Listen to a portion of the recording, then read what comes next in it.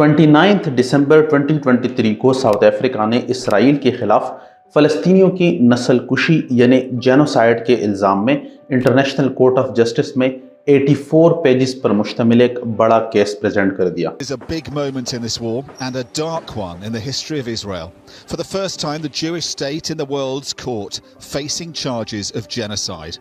Allegations directed by South Africa at every level of Israel's government. South Africa ने ये इल्ज़ाम लगाया कि इसराइल गजा में एक लार्ज स्केल पर फ़लस्तीनियों की मैस किलिंग्स और जेनोसाइड में मसरूफ़ है और 1948 के यूनाइटेड नेशंस के जेनोसाइड कन्वेंशन की वायलेशन कर रहा है। ये एक बहुत ही वेल प्रिपेयर्ड और कॉम्प्रिहेंसिव केस है जिसे साउथ अफ्रीका ने हार्ड हिटिंग फैक्ट्स और जेनोसाइड कन्वेंशन को मद्देनजर रखकर बनाया है। साउथ अफ्रीका ने साथ में ये मुतालबा भी किया है कि ICJ यानी इंटरनेशनल कोर्ट ऑफ जस्टिस एक लीगल ऑर्डर जारी करे और इसराइल की गजा में जारी मिलिट्री ऑपरेशन को इमीडिएटली रोक दें। अब इस केस के पॉइंट्स और फैक्ट्स पर डिस्कशन करने से पहले हमारे लिए ये जानना बहुत ज़रूरी है कि जेनोसाइड या नस्ल कुशी कहते किसे हैं, क्योंकि किसी भी रैंडम किलिंग्स को या हर एक जंग को आप जेनोसाइड कंसिडर नहीं कर सकते। इसीलिए यूनाइटेड नेशंस में 1948 को एक जेनोसाइड कन्वेंशन अडॉप्ट किया गया और इस कन्वेंशन में जेनोसाइड को प्रॉपरली डिफाइन किया गया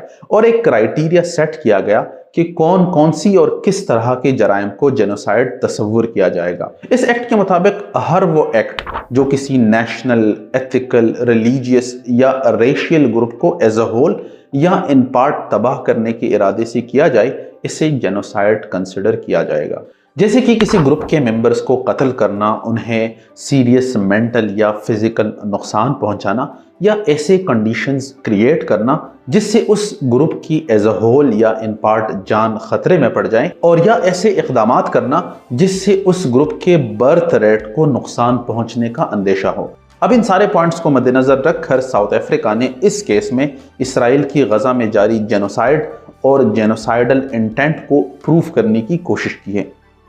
अब यहाँ पर अहम सवाल यह है कि क्या वाकई इसराइली रियासत गजा में फ़लस्तीनियों का जेनोसाइड कर रही है जैसे कि साउथ अफ्रीका इस केस में क्लेम कर रहा है, या इसराइली रियासत की ये जंग सिर्फ एक जंगजू ग्रुप हमास के खिलाफ है जैसे कि इसराइल क्लेम कर रहा है। आइए इन सब बातों का जवाब इस वीडियो में जानने की कोशिश करते हैं।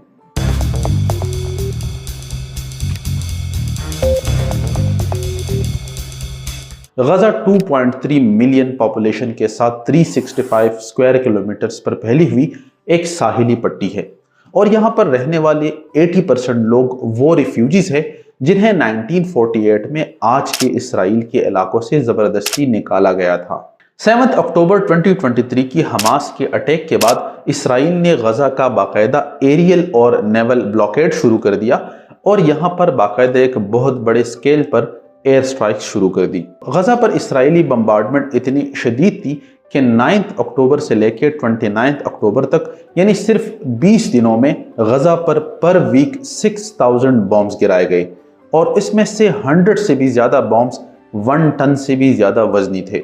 इवन रेजिडेंशियल बिल्डिंग्स पर 900 kg तक के बॉम्ब गिराए गए जिनका रेडियस ऑफ डिस्ट्रक्शन 360 मीटर से लेकर इवन 800 मीटर्स तक था। अब ये बात याद रहे कि गजा एक इंतहाई डेंसली पॉपुलेटेड और एक छोटा इलाका है। कंपैरिजन के लिए समझ ले कि गजा का टोटल एरिया इस्लामाबाद के टोटल एरिया के आधे से भी कम है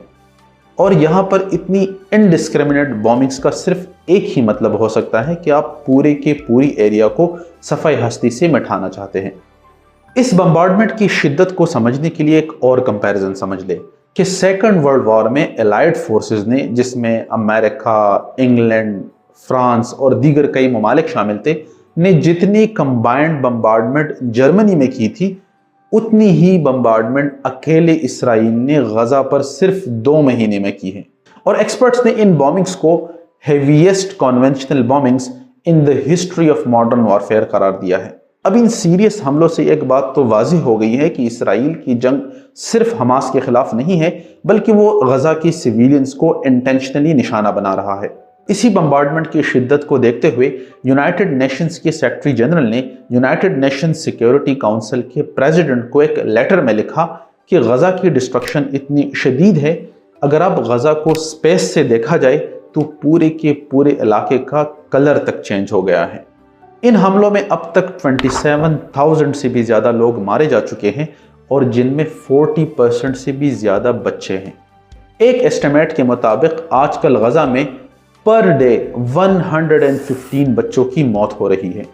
اب یہ فگر کتنی خوفناک ہے اس کا اندازہ اس بات سے لگا لیں کہ جب 2014 میں پشاور میں آرمی پبلک اسکول یعنی APS کا اٹیک ہوا تھا تو اس اٹیک میں 132 بچوں کی شہادت ہوئی تھی اور پاکستان کے ساتھ ساتھ پوری دنیا میں ہنگامہ مچ گیا تھا۔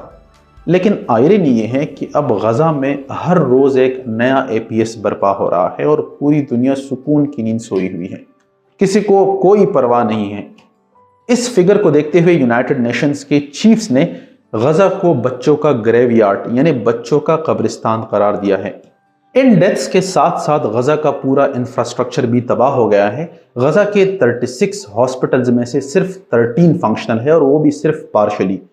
حالت یہاں تک پہنچ گئی ہے کہ بڑے بڑے آپریشنز جیسے ایمپوٹیشنز اور سی سیکشنز بغیر انستیزیا یعنی بغیر بے ہوشی کے دوا کے پرفارم کیے جا رہے ہیں۔ 3,55,000 گھروں کو تباہ کیا جا چکا ہے۔ 74% آف سکولز کو ملبے کا ڈھیر بنا دیا گیا ہے اور ناردرن پارٹ آف غزہ تو پورے کا پورا صفائی ہستی سے مٹ چکا ہے۔ ایک اسٹیمیٹ کے مطابق عمارتوں کا ملبہ اتنا پڑا ہے کہ اس ملبے کو بھی ہٹانے میں سالوں لگ جائیں گے۔ معاملات اب یہاں تک پہنچ گئے ہیں کہ بھوک اور پیاس سے مرنے والوں کی تعداد ریسنٹ ویکس میں بم دھماکوں اور ایئر سٹرائکس میں مرنے والوں سے زیادہ ہو گئی ہے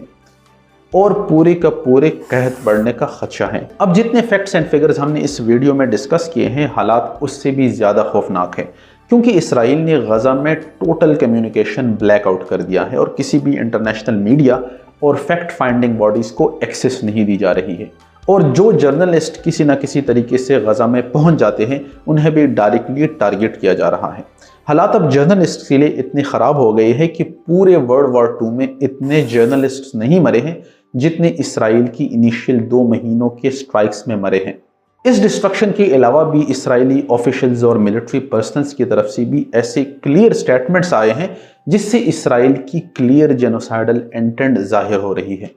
ان سارے فیکٹس اینڈ فگرز کو ساؤتھ افریقہ نے 84 پیجز پر مشتمل ایک رپورٹ میں انٹرنیشنل کورٹ آف جسٹس میں پریزنٹ کیا اور اس پر گھنٹوں بحث کی اور ساتھ میں یہ ڈیمانڈ کیا کہ انٹرنیشنل کورٹ آف جسٹس ایک امیڈیٹ سیز فائر کا آرڈر دے تاکہ یہ جینوسائیڈ سٹاپ ہو جائے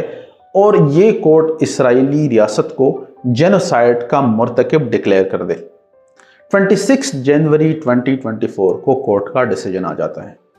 کورٹ یہ ریمارکس دیتا ہے کہ اسرائیل کے کچھ ایکٹس ایسے ہیں جو جینوسائیڈ کنونشن کے پروویژنز میں فال کرتے ہیں، لہٰذا اسرائیل یہ کوشش کرے اور پریونٹیو میجرز لے کہ فلسطینیوں کا جینوسائیڈ نہ ہونے پائے،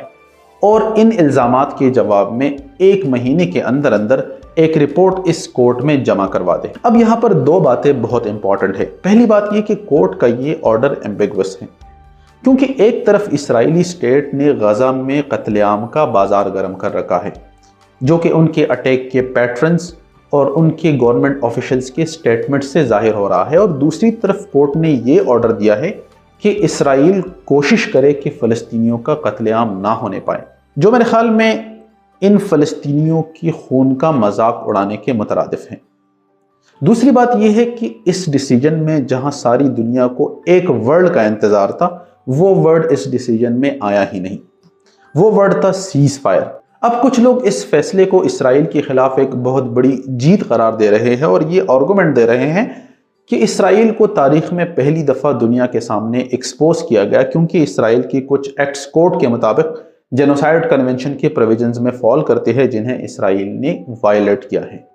جو کہ کسی نہ کسی حد تک صحیح بھی ہے۔ لیکن جس چیز کی سب سے زیادہ ضرورت تھی وہ تھی سیز فائر، تاکہ فلسطینیوں کا یہ جینوسائیڈ اور یہ قتل عام امیڈیٹلی بند ہو جائے، جو کہ کورٹ نے وہ آرڈر نہیں دیا۔ کچھ ایکسپرٹس کی یہ بھی رائے ہے کہ کورٹ نے اسرائیل کو یہ قتل عام جاری رکھنے کے لیے ایک اور مہینہ دے دیا ہے، جو کہ کورٹ کو چاہیے تھا کہ ڈائریکٹ سیز فائر کا آرڈر دے دیتے۔ لیکن یہاں پر غور طلب مسئلہ یہ ہے کہ اس کیس کے فائنل ڈیسیجن کو ابھی آنے میں سالوں لگ جائیں گے، اور شاید سالوں بعد اسرائیل اس میں گلٹی ڈکلیئر ہو بھی جائے، لیکن تب تک شاید بہت دیر ہو چکی ہوگی، کیونکہ جس جینوسائیڈ کو روکنے کے لیے وہ ڈیسیجن آئے گا شاید وہ جینوسائیڈ اپنی تکمیل کو پہنچ گیا ہوگا اور نہ جانے کتنے اور بے گناہ ہزاروں فلسطینی اپنے جان سے ہاتھ دھو چکے ہوں گے۔